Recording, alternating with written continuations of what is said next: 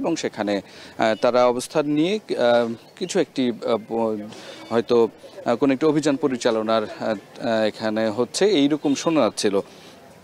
পরবর্তীতে আসলে ধীরে ধীরে বিষয়টি পরিষ্কার হয় যে এখানে একটি অভিযান পরিচালনা করছে এবং নানা মাধ্যমে শোনা গেছে যে এখানে বিস্ফোরক দ্রব্য সহ নানান সরঞ্জাম উদ্ধারের করেছে সেনাবাহিনী। তবে এখন পর্যন্ত সেনাবাহিনীর পক্ষ থেকে আনুষ্ঠানিকভাবে কোনো কিছু জানানো হয়নি এবং আমরা যতটুকু জানি সেনাবাহিনী এখানে উপস্থিত সাংবাদিকদেরকে বলেছেন যে আনুষ্ঠানিকভাবে পরে তারা এই বিষয়গুলো গণমাধ্যমকে বলবেন এবং সঠিক প্রক্রিয়ায় এই জিনিসগুলো জানাবেন।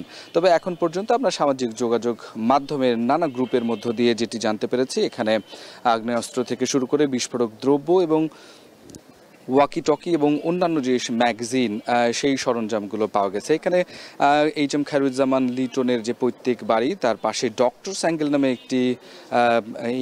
এখানে একটি কোচিং সেন্টার আছে, সেই কোচিং সেন্টারের ভেতরেও কিন্তু অভিযান চলেছে এবং পাশাপাশি এর সামনের একটি মসজিদ এবং মসজিদের পেছনে আমরা দেখছি পুকুর পাড়ে এখন যেই ছাত্রাবাসটি রয়েছে সেখানে কিন্তু সেনাবাহিনী অবস্থান করছেন এবং সেখানে আমরা দেখছি বেশ তৎপর রয়েছে তারা, সেখান থেকে নানান কিছু বের করতেও আমরা দেখেছি এবং সেনাবাহিনী জানিয়েছেন যেটি যে হচ্ছে কিছুক্ষণ পরে তারা সেই বিষয়গুলো জানাবেন এবং এখানে যে কোচিং সেন্টারটিতে তারা অভিযান চালিয়েছেন সেখানেও তারা গণমাধ্যম কর্মীদেরকে নিয়ে যাবেন বলে এখন পর্যন্ত মৌখিকভাবে প্রতিশ্রুতি দিয়েছেন। তবে নানান যে আগ্নেয়াস্ত্র বা বিস্ফোরক উদ্ধারের বিষয়টি এখনও আনুষ্ঠানিকভাবে তারা না জানালেও আমরা যেটি আসলে জানতে পেরেছি যে আসলে এখান থেকে নানান দ্রব্য উদ্ধার হয়েছে এবং সেগুলো আনুষ্ঠানিকভাবেই সেনাবাহিনী গণমাধ্যমকে জানাবেন।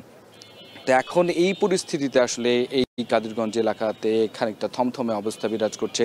উৎসুক মানুষরা চারপাশে ভিড় করেছেন, কি হচ্ছে সেই বিষয়টি বোঝার চেষ্টা করছেন এবং আমরা এখানে দেখছি সেনাবাহিনীর বেশ কিছু গাড়ি এখানে অবস্থান নিয়েছে এবং সেনা সদস্যরা আছেন এখানে, তাদের মতো তারা তাদের যে অভিযান সেটি করছেন।